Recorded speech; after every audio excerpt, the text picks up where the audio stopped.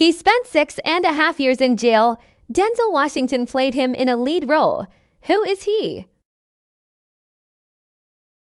Malcolm X.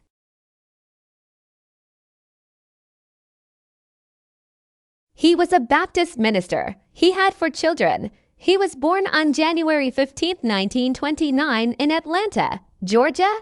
Who is he? Martin Luther King Jr. She was born February 4, 1913. She was a civil rights activist. She played a huge role in the Montgomery bus boycott. Who is she? Rosa Parks.